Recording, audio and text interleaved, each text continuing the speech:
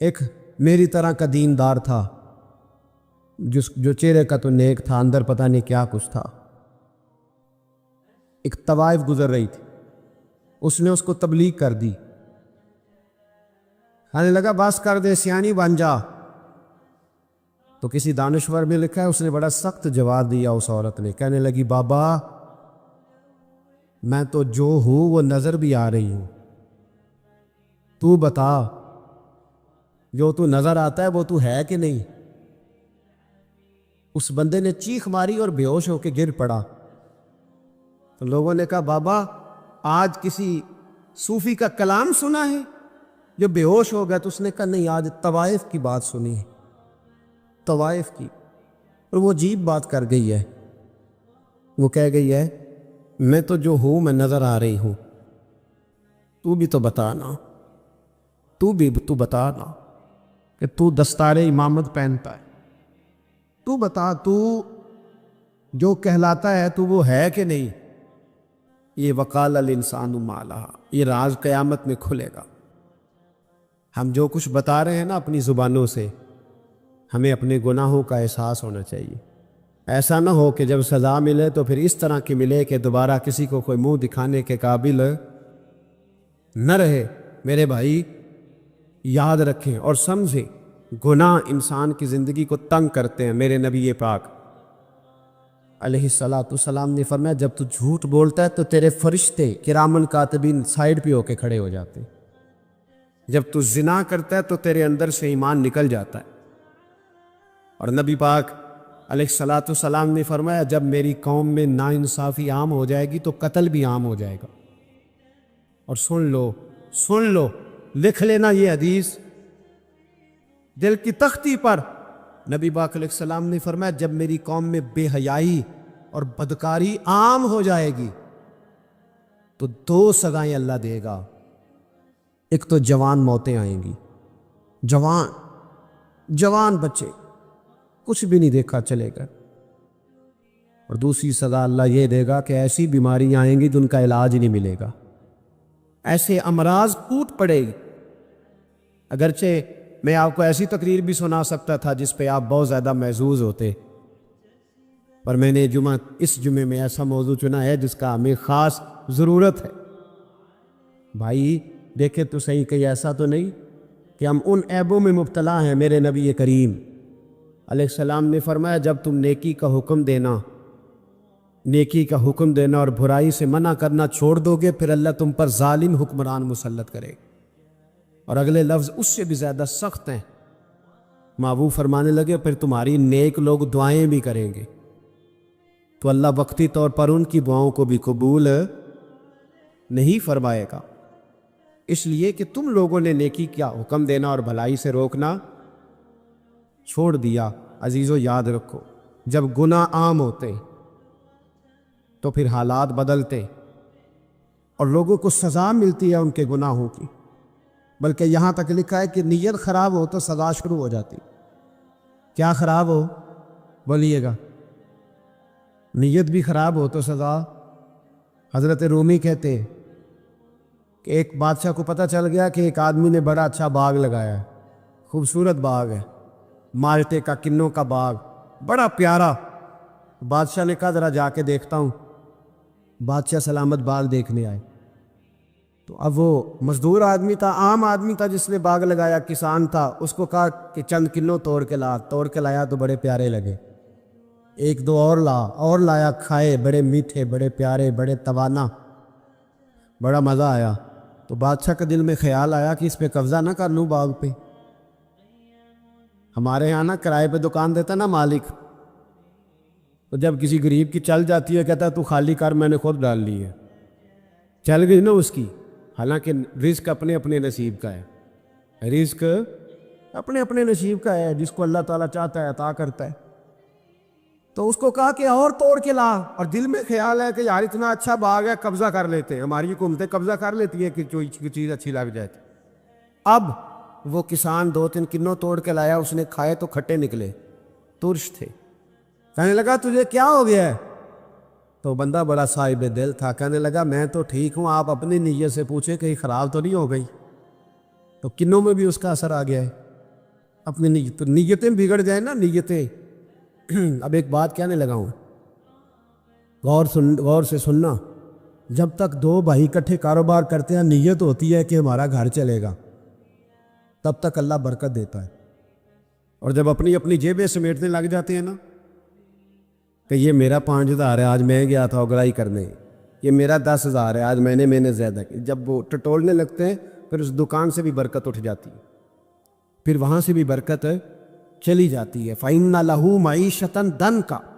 فرمایا جب تو میں منہ پھیر لیتا ہے پھر تیری زندگی اللہ تنگ کر دے، پھر وہاں سے بھی برکت، خوبصورتی، اثر اٹھ جاتا ہے. ایک سنار نے گلی میں ایک یتیم چھوٹے سے بچے کو گھومتے دیکھا تو سنار بے اولاد تھا، بچے کو اٹھا کے گھر لے آیا. 18 سال اس بچے کی پرورش کی، اس کو پالا پوسا، جوان کیا. سنار کے پاس وہ دکان پہ چلا جاتا، وہ کئی دفعہ دکان پہ رہتا، کئی دفعہ گھر میں رہتا. ایک دفعہ وہ دکان پہ تھا، بچہ گھر تھا، 18 سال کا جوان. اس کی بیوی اکیلی تھی. وہ جس نے ماں بن کے پالا تھا اس نے اسی پہ حملہ کر دیا، اس کا بازو بری نیت سے تھاما. بیوی چیخی. تھوڑی دیر گزری تو وہ نوجوان پیروں میں بیٹھ گیا، کہنے لگا اماں پتہ نہیں مجھے کیا ہوا. شام کو سنار آیا، بیوی چیخنے لگی، چلانے لگی، کہنے لگی آج عجیب بات ہوئی، جس کو میں نے جگر کا خون دے دے کے پالا اسی نے گندی نظر ڈالی. سنار محو حیرت ہے. بیوی کا خیال تھا کہ لاٹھ اٹھائے گا، ڈنڈا اٹھائے گا، نوجوان کو مارے گا، لیکن وہ رونے لگ گیا. اس نے کہا آج اس نے میرا بازو تھاما ہے، جانے کیا کیا ہے. پریشان ہونے لگ گیا، سجدے میں گر گیا. کہ تو بتاتا کیوں نہیں؟ تو وہ سنار کہنے لگا اس کی غلطی نہیں، 18 سال کے بعد آج مجھ پر بھی شیطان سوار ہوا تھا. ایک عورت آئی تھی، وہ اپنے بازوؤں میں چوڑیاں پہننا چاہتی تھی تو میں نے بھی گندی نظر سے ہاتھ ڈالا تھا. رب کریم نے مجھے فوراً اس کی سزا دی. جن کے گھروں میں بیٹیاں ہوتی ہیں ان کی نظریں گندی نہیں ہوتی. جو بیٹیوں کے باپ ہوتے ہیں، جو بہنوں کے بھائی ہوتے ہیں، ان کی نظریں گندی. اور اگر تو ٹیلی فون کرتا ہے تو کسی عورت کے ساتھ تعلق رکھتا ہے تو یہ بات لکھ لے، امام فخر الدین رازی 1، علامہ اسماعیل حقی 2، ملا جلال الدین رومی 3، امام خازن 4، امام جلال الدین سیوطی 5 حدیث کے استاد اور محدث لکھتے ہیں کہ اگر تو کسی پر گندی نظر ڈالے گا تو تیرا گھر بچ سکتا، یاد رکھ نہیں بچے گا. اس لیے کہ تیری نظر کسی کی بیٹی کو بیٹی سمجھ تاکہ تیری بچی کا پردہ قائم رہے. کسی کی بہن کو، یہ کیا بات ہوئی کہ تو جتنا مرضی گند معاشرے میں پھیلاتا رہے تیرا گھر بچا رہے، یہ کیسے ہو سکتا؟ فَإِنَّ لَهُ مَعِيشَةً ضَنْكَ. اللہ فرماتے ہیں زندگی تنگ ہو جائے گی تیرے میں، تیرے لیے مشکل. تو ڈھونڈتا پھرے گا کہ میں مرنے کو جگہ تلاش کروں. سچی توبہ کرے، کھری توبہ کے. یہ گناہ انسان کو مجبور کر دیتے. کہنا ایک جگہ پہ میں حاضر تھا تو وہاں دستائے فضیلت کا جلسہ تھا، تو ایک مولانا نے تقریر کی. جس طرح تاجر کہہ لیتا ہے نا جی میں الحمدللہ اگر کمائی کرتا ہوں تو غریبوں کو بھی دیتا ہوں، سمجھا لیا نا اپنے آپ کو. رشوت لینے والے نے بھی ایک دلیل گاڑ لیا، وہ کہتا ہے میں امیروں سے نہیں، میں غریبوں سے نہیں لیتا. تو امیروں کا حساب لینے کی ڈیوٹی اللہ نے آپ کی لگائی ہے کہ آپ حساب کریں امیروں کا کہ وہ کیا کر رہے ہیں. یہ ہم نے نا یہ دلیلیں گاڑ لی ہیں، یہ ہم نے دلیل گھاڑ لی ہے کہ وہی اپنے آپ کو مطمئن کرنے کی. میں حاضر تھا تو ایک مولانا تقریر کی دی، عالم ساری رات. یہ صرف علماء کی بات نہیں، ہر طبقے نے اپنے بارے میں اس طرح کی چیزیں یاد کر لی ہیں، ہم نے رٹ لی ہیں. جیسے خامد نے یاد کر لیا ہے کہ کسی غیر کے لیے سجدہ جائز ہوتا تو اللہ عورت کو حکم دیتا، نبی پاک حکم دیتے کہ وہ خامد کو سجدہ کرے. تو بی بی نے بھی یاد کر لیا ہے کہ حضور نے فرمایا تم میں سب سے بہتر وہ ہے جو بیوی کے حق میں بہتر ہے. سب نے اپنی اپنی مرضی کی چیزیں، دوسری کی مرضی کی چیز کسی نے یاد نہیں کی، سب نے اپنی اپنی مرضی کی چیزیں یاد کر لی. تو مولانا تقریر کر رہے تھے، کہنے لگے جی حضور نے فرمایا ہے کہ عالم ساری رات سویا رہے اور عابد ساری رات عبادت کرتا رہے، درجہ پھر بھی عالم کا زیادہ ہے. پر دوسرے آئے انہوں نے بھی اسی حدیث پہ بات کی، تیسرے آئے تو انہوں نے بھی اسی حدیث پہ بات کی. تو میرا نمبر آیا تو میں نے کہا جی یہ جو حدیث آپ سنا رہے ہیں نا، یہ حدیث بالکل ٹھیک ہے، بالکل ٹھیک ہے کہ عالم ساری رات عشاء پڑھ کے سوئے، فجر کے وقت اٹھ کے فجر پڑھے، اور عابد ساری رات نماز پڑھے تو درجہ پھر بھی عالم کا زیادہ ہے. بالکل ایسا ہی ہے، بلکہ ایک حدیث میں تو یہ ہے کہ 70 عابد بھی عبادت کریں اور عالم سویا رہے تو ان 17 سے سونے والے عالم کا درجہ، یہ بات بالکل ٹھیک ہے، لیکن میں نے کہا اس کا بھی خیال رکھو کہ یہ حدیث غوث پاک کو بھی آتی تھی، یہ غوث پاک کو بھی آتی تھی حدیث، اور بڑے عالم تھے، پر وہ تو عشاء پڑھ کے مصلی پہ بیٹھتے تھے اور فجر تک مصلی پہ بیٹھے رہتے تھے، حالانکہ یہ حدیث انہیں بھی آتی تھی، یہ حدیث خواجہ معین الدین چشتی کو بھی آتی تھی، اور وہ بڑے عالم تھے، لیکن اس کے باوجود وہ عشاء پڑھتے تھے اور فجر تک مصلی پر بیٹھے رہتے تھے۔ حضرت عثمان غنی سے بڑا عالم تو کوئی نہیں نہ ہوگا اس زمانے میں، حضرت عثمان غنی رضی اللہ تعالیٰ عنہ جیسا شخص تو کوئی نہیں نہ ہوگا، پر وہ عشاء کے بعد قرآن پاک پڑھنا شروع کرتے تھے اور فجر سے پہلے پہلے قرآن پاک ختم کر لیا کرتے۔ تو دلیلیں صرف بحث کے لیے یاد نہ کریں، اپنے آپ کو بچانے کے لیے یاد نہ کریں، اپنے وجود کو سکون دینے کے لیے دلائل نہ یاد کریں، میں دین کے کس دائرے سے کس طرح بچ کے نکل سکتا ہوں اس کے لیے دلائل یاد نہ کریں، عمل کے رستے پہ آئیں، عمل کے رستے پر۔ جناب ابو بکر صدیق اللہ تعالیٰ عنہ کا کمال یہ ہے، زکوٰۃ کتنے فیصد دینی چاہیے؟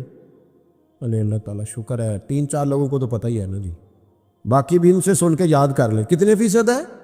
اللہ آپ کو خوش رکھے۔ اب کچھ اور نے بھی پروگرام بنا لی، کتنی جی؟ چلو اب ٹھیک ہو گیا، 2.5% ہے نا جی۔ آپ یقین کریں کسی تاجر سے آپ بات کر کے دیکھ لیں، 6 گھنٹے مناظرے کے بعد وہ مانتا ہے کہ 2.5% دوں گا میں صحیح کہہ رہا ہوں آپ کو۔ وہ کہتے ہیں جی وہ تو ٹھیک ہے لیکن کچھ قرضہ بھی ہے، 2.5% زکوٰۃ ہے وہ تو ٹھیک ہے لیکن ہو سکتا ہے میری بہن بھی حصہ مانگ ہی لے، پیسوں میں سے اس کا بھی نکل، کیونکہ پروگرام نہیں نا جی، ارادہ نہیں، زکوٰۃ 2.5% ہے تو کہتے ہیں جی وہ نا میں نے تولا ہے سونا پورا نہیں بنتا ابھی، وہ تھوڑی سی کمی ہے۔ یہ اس وقت دلائل ہیں، اس وقت ابحاث ہیں جب دینے کا پروگرام، اور تاجروں نے اب ایک نیا سلسلہ شروع کی، کہتے تھوڑی تھوڑی سارا سال ہی دیتا رہتا ہوں، تھوڑی تھوڑی کر کے۔ آپ نے جس سے 5 کروڑ روپیہ لینا ہو وہ اگر کہے کہ 10,000 مہینے کا لے لو، لے لیتے ہو؟ ہمارے فقہاء نے تو یہ لکھا ہے کہ جب زکوٰۃ دو نا تو ایک آدمی کو ساری دو۔ حضرت عمر بن عبدالعزیز رحمۃ اللہ علیہ کے زمانے میں ایک آدمی کو لوگوں نے زکوٰۃ دی تو اتنی دے دی کہ اگلے سال وہ خود زکوٰۃ دے رہا تھا، بہت بڑا کاروبار اس نے سٹارٹ کر لیا تھا۔ معیار نہیں ہے نا جی تھوڑی تھوڑی دیتا رہتا ہوں، کئی لوگ ایسا کرتے ہیں کہ دکان میں جو پرانی چیزیں ہوتی ہیں وہ زکوٰۃ کے دور پہ دینی شروع کر دیتے، جو مال نہیں بیک رہا اس کو زکوٰۃ بنا دو، کیوں؟ دینے کا پروگرام نہیں۔ حضرت ابو بکر صدیق رضی اللہ، ذرا زندگی دیکھو، کہتے جس دن کلمہ پڑھا 40,000 دینار تھے، اور کلمہ پڑھے ابھی مجھے چند مہینے گزرے تھے، سارے مصطفیٰ کے قدموں پہ قربان کر دیے، پھر مال کمایا، پھر 4,000 دینار تھے، 4,000۔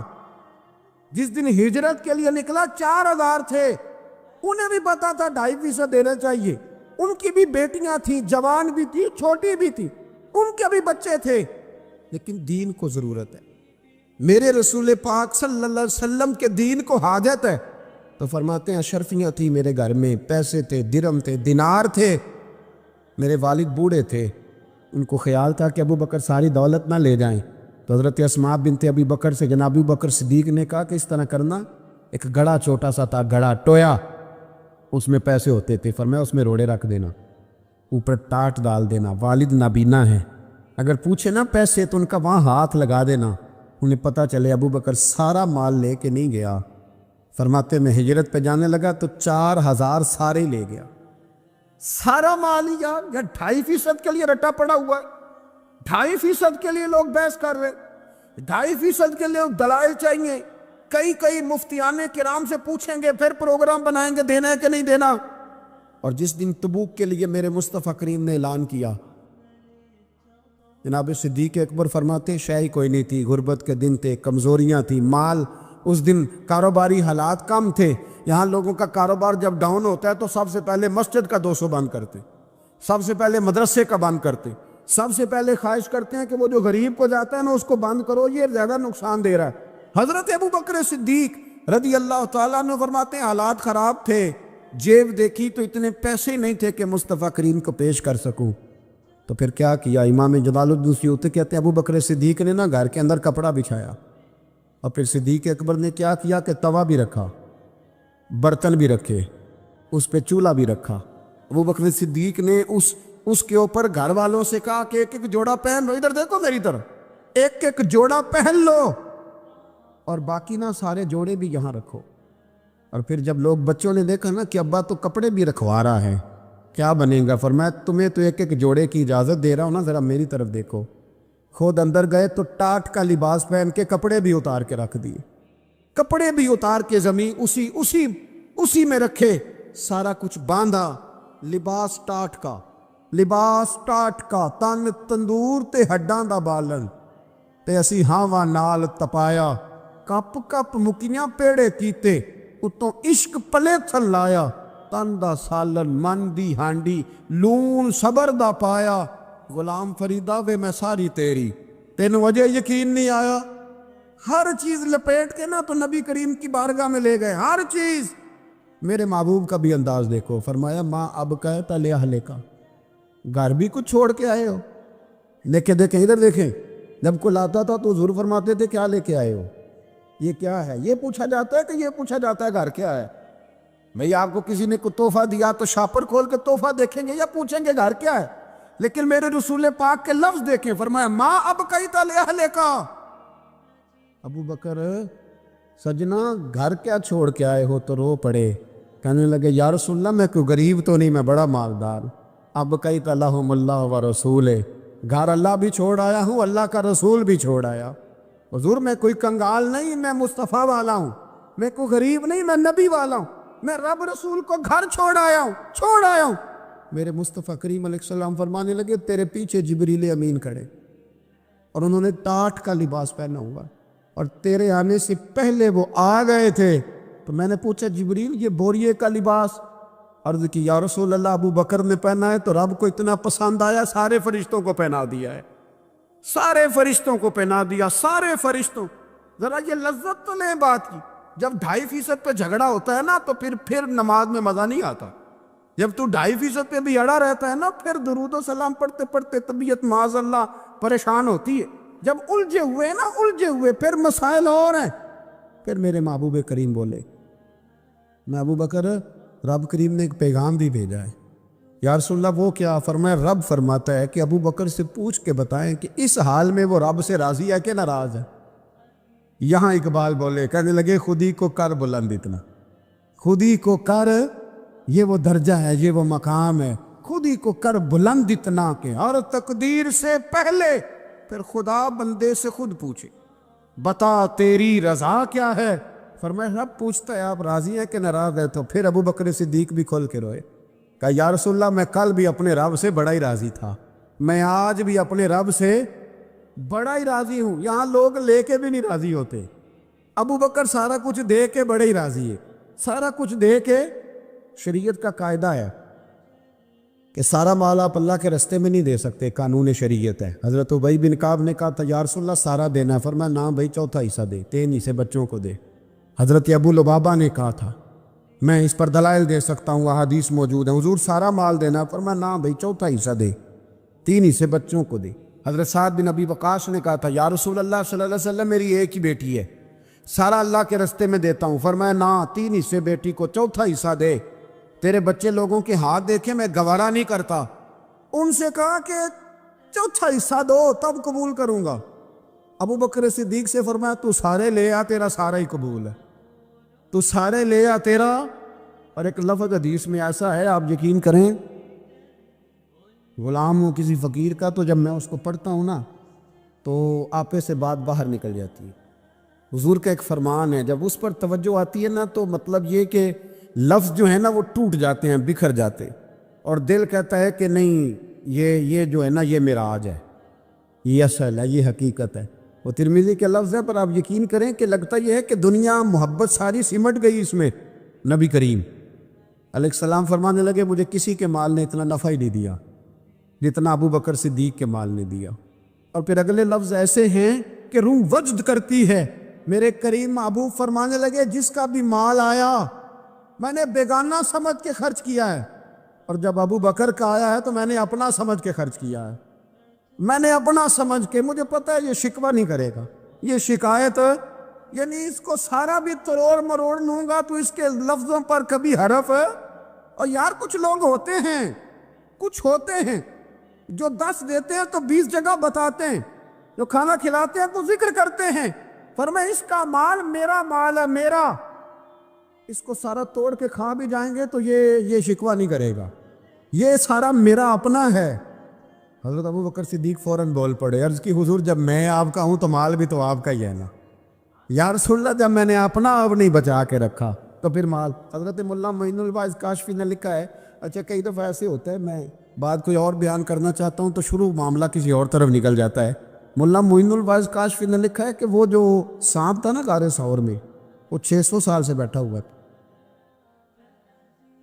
حضرت عیسیٰ علیہ السلام ایک دن پڑھ رہے تھے انجیل، تو آپ نے نبی پاک کا تذکرہ پڑھا، اس سانپ نے سن لیا، تو حضرت عیسیٰ سے کہنے لگا حضور یہ بتائیں کہ وہ نبی پاک ملیں گے کہاں؟ تو حضرت عیسیٰ فرمانے لگے کہ مکے میں آئیں گے اور مدینے میں رہیں گے۔ تو کہا ملاقات کیسے ہو سکتی ہے؟ فرمایا چلا جا مکے۔ تو وہ سانپ 600 سال غار ثور میں، اس نے 70 جگہ پہ سوراخ کیے۔ کتنے سال بیٹھا رہا؟ بول کے بتائیے۔ آپ 6 گھنٹے بیٹھ کے دکھائیں، سوال ہی نہیں پیدا ہوتا۔ ہم بڑے کمزور ہو گئے، ہمارے لیے معاملہ بڑا اور طرح کا ہے۔ ہماری مرضی کا کوئی بات کرے تو ہم اس سے راضی ہیں۔ انتظار کرنا اور یہ سارے کام کرنا، یہ تو بڑا مشکل معاملہ ہے، یہ تو بڑی عجیب سی کیفیت ہے۔ میرے صاحب رحمۃ اللہ تعالیٰ علیہ 2015 میں کراچی تشریف لائے، میں اپنے ایک سنگی کو لے کے پہنچ گیا، چھوٹا موٹا مولوی میں بھی ہوں۔ صبح میں 7 بجے کے 8 بجے ہم وہاں پہنچ گئے، حضرت آرام فرما رہے تھے، نمازیں انہوں نے اندر ادا فرمائی ساری، ظہر بھی ہوئی، پھر عصر بھی ہوئی، پھر مغرب بھی ہوئی، پھر عشاء بھی ہوئی۔ عشاء کے بعد وہ سنگی ہم سے کہنے لگے کہ آپ کتنا انتظار کریں گے؟ تو میں نے کہا کہ انتظار تو کرتا ہے بڑا آدمی، بڑے لوگ انتظار کرتے ہیں، تو چھوٹے لوگ تو اطاعت کرتے ہیں، ہم چھوٹے ہیں تو ان کی مہربانی ہے، اگر زیارت ہو جائے تو تب بھی ٹھیک ہے، اگر وہ کہیں نہیں ملنا۔ میرے سنگی ساتھ موجود تھے، صبح سے گئے اور عشاء کے بعد کا وقت آ گیا، نہیں انہوں نے ملنا تو پھر بھی ٹھیک، وہ ہس بولے تھے، وہ دی مہربانی نہیں تو اساں تے لاڈ ہی لڑاؤنے نے، اس کی مہربانی ہے، اگر بات ہو جائے تو ٹھیک ہے ورنہ کوئی معاملہ نہیں۔ تو عشاء کی نماز کے بعد انہوں نے ہمیں یہ کہا کہ پیغام آیا کہ محفل میں جہاں حضرت جا رہے ہیں وہیں ملاقات ہو۔ وہ ہم نے کہا یہ بھی بڑی نعمت ہے، جلوہ دیکھنا بھی بہت بڑی سعادت ہے، اس لیے کہ ہمیں پتہ ہے کہ وہ کیفیت کیا ہے، وہ رنگ کیا ہے، ان کا انداز کیا ہے۔ پیچھے جا کے بیٹھ گئے تو پھر ان کا حکم آیا کہ اس کو ذرا آگے آئے۔ جب میں اسٹیج پہ گیا تو فرمانے لگے مجھے سویرے ہی پتہ تھا آپ آ گئے، کوئی عرض نہیں، اتنا کوئی انتظار تو بندہ کر ہی لیتا ہے۔ آپ یقین کریں وہ دن کی جو لذت ہے نا وہ آج تک گئی نہیں طبیعت سے، وہ سرور گیا نہیں۔ کبھی کبھی سوچتا ہوں کہ اس سے ڈبل بھی انتظار کبھی ہو جائے، پر ایک دفعہ زیارت پھر نصیب ہو۔ کبھی کبھی یہ سوچتا ہوں 600 سال وہ سام بیٹھا رہا، 600 سال اور 70 اس نے سوراخ کیے غار ثور میں، لیکن وہ بھی عاشق تھا نا۔ اور یہاں معاملہ یہ تھا کہ ابو بکر صدیق دعا مانگ کے گئے تھے کہ میں نے کسی کو موقع نہیں دینا، ایک میں ہوں گا دوسرا میرا یار ہوگا۔ وہ غار ثور کی تو لذت یہ والی تھی، ایک میں ایک میرے محبوب۔ اس نے 70 سوراخ کیے ہوئے تھے، جناب ابو بکر صدیق نے کہا سوراخ ٹھہریں، میں ذرا بھی آیا صفائی کر کے۔ تو نبی کریم علیہ السلام رکے تو حضرت ابو بکر صدیق نے کہیں پگڑی پھاڑ کے رکھی، کہیں چادر پھاڑ کے رکھی، اتنے سوراخ بند کیے تو جو ایک رہ گیا وہاں ایڑی رکھ دی۔ تو اب وہ سانپ بھی شکوہ کرنے لگا کہ یار تو بھی کوئی نرالا ہی عاشق ہے کہ میں نے تو کسر ہی کوئی نہیں چھوڑی تھی، 70 سوراخ کیے تھے اور تو نے بھی کمال ہی کر دی ہے، یہ سارے ہی بند کر دیے، جو بچ گیا اس پہ ایڑی رکھ دی۔ اس نے پتہ نہیں کتنے ڈنگ مارے۔ سانپ کا جب ڈنگ لگتا ہے تو وجود میں بہت زیادہ گرمی پیدا ہوتی، گرمی۔ حضرت ابو بکر صدیق کے بارے میں ہمارے شارحین نے لکھا روئے نہیں، وجود اتنا گرم ہوا کہ آنسو ٹپک پڑے۔ نبی کریم صلی اللہ علیہ وسلم نے فرمایا ہٹا نہ ذرا پیر، پھر انہوں نے ہٹایا تو میرے مصطفیٰ میں لعاب دہن لگایا۔ مولانا معین الواعظ کاشفی رحمۃ اللہ علیہ فرماتے ہیں کہ جب انہوں نے قدم ہٹایا نا تو پھر وہ سانپ باہر نکلا، اپنا سر نکالا اور کھڑا ہو کے حضور کا دیدار کرنے لگا۔ نبی کریم نے فرمایا تیرا کام ہو گیا، اب تو جا، مجھے اور ابو بکر کو رہنے دے۔ وہ نکل گیا۔ یہ کیفیات ہے، یہ محبت ہے، یہ وارفتگی ہے، یہ سوز ہے، یہ درد ہے۔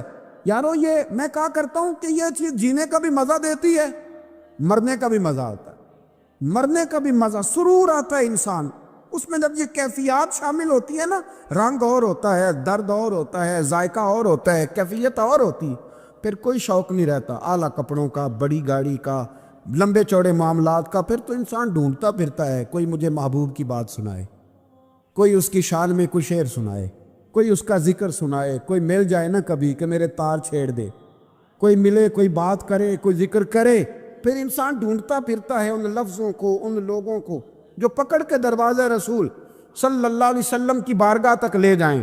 بڑا پیار کیا میرے قریب محبوب۔ حضرت علی المرتضیٰ شیر خدا فرماتے میٹنگ بیٹھی تھی بدر والے دن، ہم بات کر رہے تھے خطرہ کہاں ہے، دلیر دلیر لوگوں کی ڈیوٹی کہاں لگائی جائے۔ شیر خدا بھی چاہ رہے تھے کہ میں وہاں ڈیوٹی دوں گا، تو کہتے ہیں سمجھ آئی کہ سب سے زیادہ خطرہ نبی کریم علیہ السلام کے عریش مبارک کا ہوگا، حضور کے خیمے کو، چھپر مبارک کو۔ قریش مکہ سب سے زیادہ حملے وہاں کریں گے جہاں حضور ٹھہرے ہوں گے۔ طے ہو رہا تھا کس کی ڈیوٹی لگائیں، کس کو وہاں ذمہ داری سونپیں۔ کہتے ہم بات کر رہے تھے اور میں تیار تھا وہاں جانے کو، اچانک ابو بکر صدیق آ گئے۔ کیا باتیں ہو رہی ہیں؟ تو ہم نے کہا جناب ہم پروگرام بنا رہے ہیں کہ وہاں ڈیوٹی کس نے کرنی ہے، تو فرمانے لگے یہ کرنے والی بات ہی کوئی نہیں، میں نے تو عرض کر بھی دیا ہے نبی پاک کی بارگاہ میں کہ یا رسول اللہ یہاں ڈیوٹی میں ہی کروں گا۔ تو حضرت ابو دردہ رضی اللہ تعالیٰ عنہ عرض کرنے لگے حضرت ابو بکر صدیق سے کہ حضور آپ کے ساتھ کون ڈیوٹی کرے گا؟ فرمانے لگے کسی کی بھی ضرورت نہیں، کوئی ماں نے لال جنا ہی نہیں، کوئی جنا ہی نہیں ماں نے لال جو ابو بکر کے ہوتے ہوئے نبی پاک تک پہنچ جائے، کسی کی جرت ہی نہیں، میں اکیلا کافی ہوں مصطفیٰ کریم کے خیمے کا پہرا دینے کے لیے۔ یہ اعزاز، یہ شان، یہ لطافت، اور میرے نبی کریم علیہ السلام نے بھی پر حضرت ابو بکر کو چاہا تو کمال ہی کر دیا، چاہا تو کمال ہی کر دی، کمال ہو گئی۔ حضرت ابو دردہ کہتے ہیں ایک دن حضور علیہ السلام نے مجھے فرمایا ابو دردہ یہ تو نے آج کیا کیا ہے؟ حضور کیا ہوا؟ فرمایا آج تو گلی میں چل رہا تھا اور ابو بکر صدیق کے آگے آگے چل رہا تھا، گلی میں ابو بکر کے آگے آگے چل رہا تھا۔ یا رسول اللہ صلی اللہ علیہ وسلم کیا ہوا؟ فرمایا نہ کسی پہ سورج طلوع ہوا نہ غروب ہوا جو میرے ابو بکر سے افضل ہو، خبردار اس کے آگے نہیں چلنا، ابو بکر صدیق کو کمر نہ ہونا چاہیے۔ شاہ ولی اللہ صاحب نے ایک بات لکھی ہے، بڑی نرالی ہے، وہ بھی بڑی نرالی، مثل تعویذ ہوتے ہیں نا کچھ لوگ، جب بھی ملتے ہیں شفا ہوتی ہے۔ بڑی شاندار عجیب بات لکھی ہے۔ حضور صلی اللہ علیہ وسلم نے ایک دن فرمایا کہ وقفے سے ملا کرو محبت بڑھتی ہے، یہ حضور کا فرمان ہے، وقفے سے ملا کرو محبت بڑھتی ہے۔ قدر کھو دیتا ہے نا ہر روز کا آنا جانا، اور بڑی دلچسپ ہوتی ہیں بے ترتیب ملاقاتیں۔ تو کہا کہ وقفے سے ملا کرو۔ حضرت ابو ہریرہ بھی تھے، دیگر لوگ بھی تھے، حضور نے فرما دیا۔ حضرت ابو بکر صدیق بھی سن رہے تھے۔ زور کی نماز پڑھی گھر چلے گئے، عصر پڑھی تو گھر چلے گئے، مغرب پڑھی تو گھر چلے گئے۔ حضرت انس بن مالک رضی اللہ تعالیٰ عنہ کہتے ہیں 3 دفعہ حضور نے پوچھا ابو بکر نہیں آئے، ابو بکر نہیں آئے، ابو بکر نے کہتے 3 دفعہ پوچھا تو میں پھر پہنچ ہی گیا، میں نے کہا ابو بکر 3 دفعہ حضور نے پوچھ لیا کہ ابو بکر نہیں آئے، ابو بکر نہیں آئے۔ تو جناب صدیق اکبر دوڑے حضور حکم، پر میں کہاں تھے صبح سے؟ عرض کی یا رسول اللہ آپ نے تو فرمایا تھا وقفے سے ملا کرو محبت بڑھتی ہے۔ تو محبوب فرمانے لگے تمہیں تھوڑی کہا تھا، تمہیں تھوڑی کہا تھا، تو نہ جایا کر یار، تو رہا کر، تو رہتا ہے تو دل جمع رہتا ہے، تو یہاں موجود ہوتا ہے تو دل، اب یقین کریں کچھ لوگ ایسے ہوتے ہیں جن کے بارے میں دل کرتا ہے انہیں بندہ خرید کے پاس رکھ لے، ان کو خرید لے، یہ یہی رہیں، یہ جائیں نہ، اس لیے کہ ان کا لب و لہجہ اور ہوتا ہے، ان کا طرز حیات اور ہوتا ہے، طرز غلامی اور ہوتا ہے، طرز فرما برداری اور ہوتا ہے، انداز اور ہوتا ہے۔ فرمایا تو نہ جایا کر، یہی رہا کر۔ اور میرے محبوب نے فرمایا ابو بکر تو صرف میرا غار میں ہی ساتھی نہیں، قیامت میں جب میں حوض کوثر تقسیم کروں گا تب بھی تو میرے پاس ہی بیٹھا ہو، قیامت کے دن حوض کوثر کی تقسیم میں بھی تو میرے ساتھ ہی ہوگا میرے نبی کریم علیہ۔ اور ایک بات اور سن لے جاتے جاتے، کچھ لوگ ساتھ بڑا رہتے ہیں پر بات کم کم مانتے ہیں، کہتے ہیں میں جھاڑو جو دیتا ہوں آستانے پہ، مجھے وظیفہ پڑھنے کی کیا ضرورت ہے، میں وہاں ہر وقت حاضر جو رہتا ہوں، مجھے کیا ضرورت ہے شجرہ پڑھنے کی، مجھے کیا ضرورت ہے ان کی بات سننے کی، میں وہاں رہتا جو ہوں اتنا ہی کافی ہے۔ حضرت ابو بکر صدیق نے نوکری بھی کھول کے کی اور نبی پاک کی بات بھی کھول کے مانی، کھول کے مانی، جو حضور نے کہہ دیا انہوں نے کر دیا۔ یہاں تو لوگ سوچتے ہیں نہ سمجھتے ہیں، غور کرتے ہیں، کہتے ہیں میں وہیں ہوتا ہوں، میرے پر نسبت ہے وہی کافی ہے۔ مجمع لگا ہے صحابہ کا، نبی پاک علیہ السلام نے فرمایا ابھی آج روزہ کس نے رکھا ہے؟ سب چپ کر گئے۔ حضور نے دوبارہ پوچھا تو جناب صدیق اکبر بولے، عرض کی حضور آپ حکم نہ دیتے تو میں نہ بتاتا یہ اللہ نے آج مجھے توفیق عطا فرمائی۔ تو حضور علیہ السلام نے فرمایا آج جنازے میں کس نے شرکت کی؟ لوگ خاموش ہو گئے۔ تو حضور علیہ السلام نے دوبارہ پوچھا، عرض کی حضور اب حکم نہ دیتے تو نہ بتاتا، یہ اللہ نے توفیق مجھے عطا فرمائی۔ فرمایا آج کس نے مسکین کو کھانا کھلایا ہے؟ عرض کی یا رسول اللہ صلی اللہ علیہ وسلم حکم نہ دیتے تو نہ بتاتا، یہ اللہ نے مجھے توفیق عطا فرمائی۔ فرمایا کس نے آج لوگوں کو دین کی دعوت دی، اسلام کی طرف بلایا، پیغام دیا، کون ہے؟ عرض کی حضور اگر آپ حکم نہ دیتے تو میں نہ بتاتا، یہ بھی خدمت اللہ نے مجھے عطا فرمائی ہے۔ تو نبی کریم علیہ السلام نے فرمایا ابو بکر سن، قیامت کے دن ایک دروازہ جنت میں ایسا ہوگا جہاں سے صرف روزے دار گزریں گے، ایک ایسا ہوگا جس سے صرف نمازی گزریں گے، ایک ایسا ہوگا جس سے صرف حاجی گزریں گے، ایک سے سخاوت کرنے والے گزریں گے۔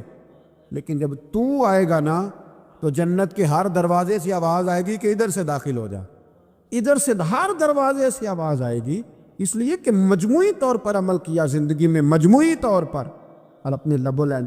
اتنی نوکری کی حضرت صدیق اکبر نے، اتنی نوکری کی، کسی جگہ بھی کوئی دعویٰ نہیں۔ حضور نے بڑا فرمایا ہے کہ ابو بکر نے بڑی نیکیاں کی اسلام کے ساتھ، جناب صدیق اکبر کا کوئی دعویٰ نظر ہے؟ یہ وہ مزیدار شخص تھا جس نے کبھی حضور سے دعا کے لیے بھی نہیں کہا، دعا کی تکلیف بھی کبھی نہیں دی، وہ ہاتھ اٹھانے پڑیں گے، لفظ ادا کرنے پڑیں گے، یہ تکلیف بھی نہیں دی۔ علامہ یوسف نبہانی علیہ رحمہ نے لکھا ہے کہ ایک دن حضرت صدیق اکبر نے سیدہ عائشہ صدیقہ سے کہا جس دن حضور کا موڈ مبارک، طبیعت مبارک بڑی اچھی دیکھو نا تو میری بخشش کی دعا کرا دینا۔ سیدہ عائشہ صدیقہ سے کہا، کوئی لفظ نہیں ادا کی۔ لوگوں کو لاتے، حضرت عثمان غنی نے ان کی تبلیغ پہ کلمہ پڑھا، حضرت طلحہ نے، حضرت زبیر نے، ان لوگوں کو لاتے اور لا کے نا انہیں آگے بٹھاتے، خود پیچھے بیٹھ جاتی، پیچھے۔ میرے بھائی دعا کے لیے بھی کبھی نہیں کہا، یہ وہ وفا ہے جس وفا کا دنیا میں کہیں بھی کوئی جواب موجود ہے۔ اپنے آپ کو مرتب کرے۔ ہم لوگ بڑی بے ترتیب زندگی گزارتے ہیں، بڑی بے ترتیب زندگی گزارتے ہیں۔ وہ ڈنگ ٹپاؤ پالیسی ہے کہ آج تھوڑا بہت کر لیں، اپنے آپ کو راضی کر لیں۔ جس طرح بچے کہتے ہیں کہ چلو آج کسی طریقے چھٹی کر لیں، نہ آج کا دن تو گزرے، کل اسکول کا ٹائم آئے گا تو دیکھی جائے گی۔ اس طرح نہ کریں، مرتب کریں اپنے آپ میں ترتیب دیں۔ ساری زندگی سامنے والے کی اخلاقیات ٹھیک کرتے اگر گزر جائے تو اپنا معاملہ رہ جاتا ہے۔ اچھی سوچ، اچھا رویہ، وفاداری والی زندگی۔ میں نے ایک جملہ کہا ہے، اگر آپ کی سمجھ میں آیا ہو، کہ اگر یہ عشق، یہ وارفتگی، یہ پیار، یہ وفا پیدا ہو تو جینے کا بھی مزہ آتا ہے اور مرنے کا بھی مزہ آتا ہے۔ پھر جینا مرنا بڑا لذت اور ذائقے والا ہو جاتا ہے۔ دعا ہے اللہ ہمیں ان کے فیض سے فیض یاب فرمائے۔ آخر دعوانا الحمدللہ۔